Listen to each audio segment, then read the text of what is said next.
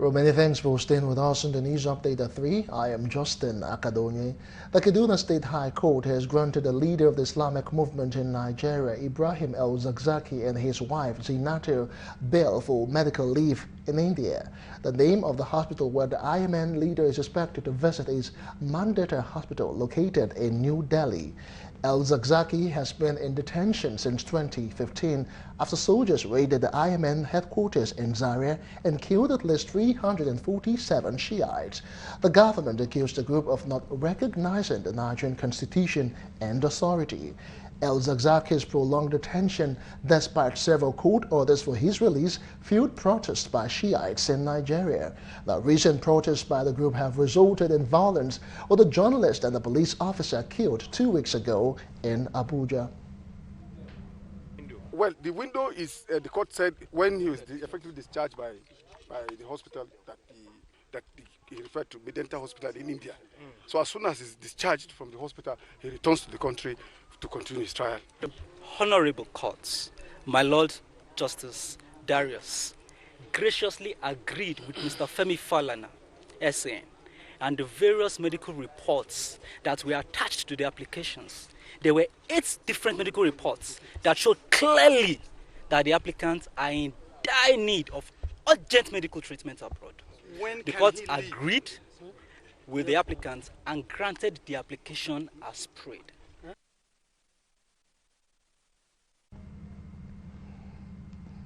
In the meantime, the anti-government protests tagged Revolution Now, organized by a coalition of civil society organizations to demand for a better Nigeria, turned rowdy in Lagos on Monday. A security operative dispersed protesters and made several arrests, including a journalist from Sahara Reporters. The exercise, scheduled to take place in at least 20 states, had in the last 3 days stirred debate among concerned Nigerians, heightened by the arrest of the convener, Omoyele Sowore. As at 6 a.m., men of the Nigeria Police Force, the Nigerian Army, and other security agencies had locked down the national stadium, where the protesters planned to converge. When the demonstrators eventually showed up at the venue, security operatives fired tear gas and shot into the air. Now, some unlucky protesters were, however, apprehended and pushed into a waiting van. The protesters say they remain resolute in their demands and now took their protest to an enclosed location. They insist that the protest will continue until their demands, which include the release of Omoyele Sowore, are met. He's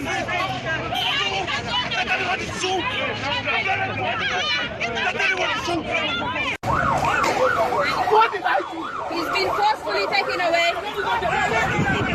Masses have to go. The leadership of this country has them. They are very my fault. Please, we are on the peaceful protest. I will not do anything. I was not armed. Right. Cannot be the problem of this country. Release him, let him do his protest for whatever nuisance value you think it is worth. But the moment you begin to see that what he's saying is gaining traction, it means that the government must pay attention. After all, there can be no government without the people. It is what the people want. So Sowore is not the people. He may say it. He has a right to say it. He may even decide to go naked. As an undergraduate on campus, University of Ibadan, I had gone naked. There was no water. Everybody was misbehaving. And straight now to Delta State, where protesting elders, women and youth from Agege community in Udu local government area of the state have called on the state government to prevail on the Chinese firm CCECC to remove a blockade placed on the only access road in the community.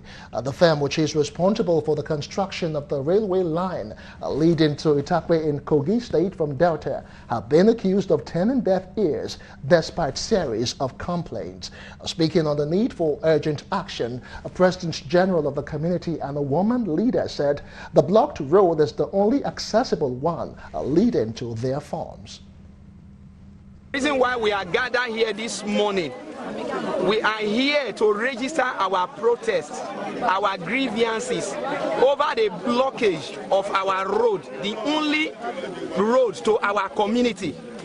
The company called CCECC have blocked our road for no reason. Any road again to go any place. We don't have other road for this community. This is the only road. The only road when we have. When they pass, they go market, pass, they go cassava, anywhere they go. Only this road we have. An elder in the community who led the people to occupy the construction firm premises said they have no problem with the road construction, just as the chief priest who spoke in Urobo language threatened spiritual implications. We appeal to the government so that they open the road for us.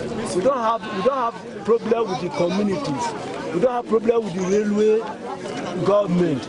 But this company that brought the road, we don't need it.